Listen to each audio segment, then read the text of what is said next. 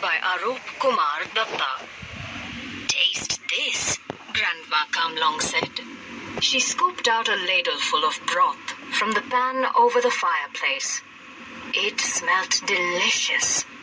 Grandma blew on the bamboo ladle to cool the broth. Then she poured a little into Tenyak and Changun's open mouths. Yuck! Exclaimed Tenyak. It is awful. Don't like it, do you? Said Grandma with a toothless grin. But watch now. Using the ladle, she scooped up a little salt from a wooden bowl and put it into the broth. She sang a knocked ballad as she stirred. Then she made the children taste the broth once more. Delicious, Grandma, they said, smacking their lips in approval. Magic, isn't it? Grandma said.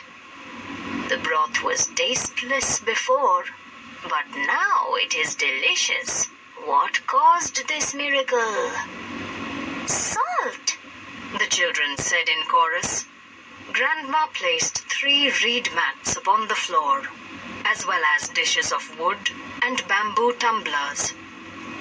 Ladling out steaming rice and broth on the plates, she said, That's right. For the knocked, salt is more precious than gold. Our village was rich in the past, continued Grandma. We grew millet and paddy in our fields. The jungles gave us shrubs, ferns, and fruits. Our young men went hunting for meat. And, most important, we had salt. Did we make our own salt, Grandma? Changun asked, surprised. Yes, we did. A salt spring used to flow by our village. We built shallow troughs and filled them with salt water. The sun dried away the water, leaving grains of salt in the troughs. Must have been a lot of salt, Tenyak observed.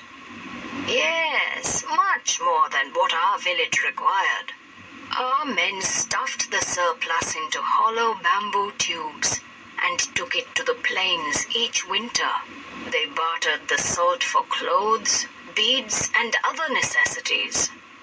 But there's no salt spring now, Changun said.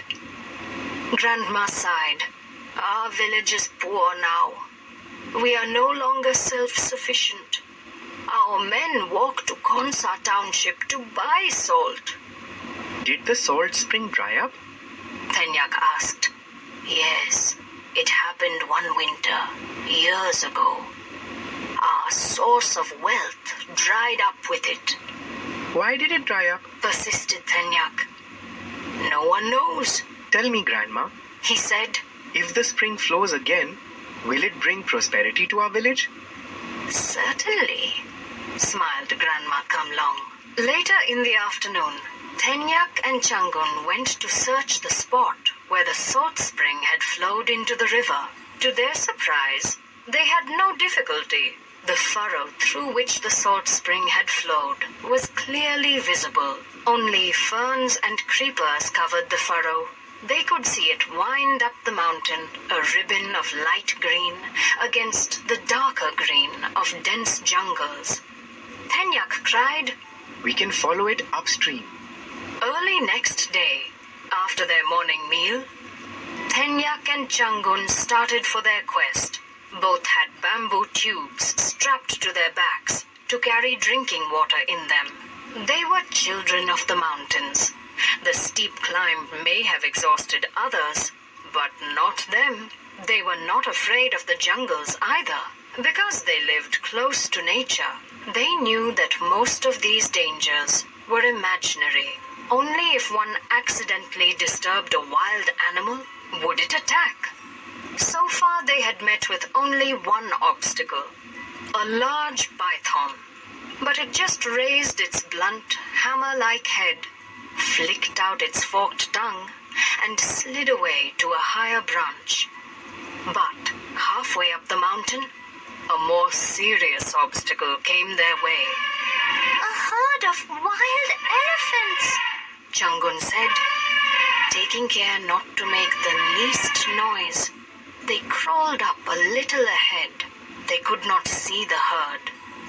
The grey-black hides of the elephants blended too well with the foliage, but the sounds made by the herd, as it fed, grew louder. Soon it became clear that the elephants had chosen the spot as a feeding ground, and it seemed as if they might stay on for quite a while. There was no question of trying to slip through that herd. Their path upstream was firmly blocked. What do we do now, Tenyak? Ch-1 asked. We wait. Her brother replied grimly. The children waited. Apart from the sounds made by the feeding elephants, the jungle was silent. The deep hush was broken only twice by the hoo-coo, hoo-coo call of a hoolok gibbon and a pangolin scampering through the undergrowth. They waited patiently for over 2 hours, and then finally they heard heavy bodies crash through the thick foliage. The elephant herd was on the move. They climbed for an hour, and all of a sudden stumbled into a clearing. Hundreds of hoof marks were visible on the ground.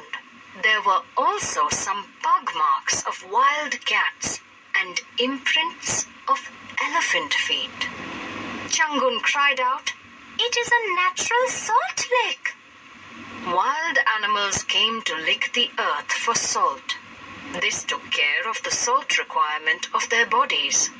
The salt spring furrow ran through the center of the clearing for some distance and then disappeared into a hollow. Tenyak and Ch-1 raced towards the hollow. As they had guessed, it was a cave. The sunlight lit up the interior at the cave's mouth. The walls of the tunnel-like cave were coated with white crystals. Heaps of crystals rose like molehills from the floor and dangled like wasps' nests from the ceiling.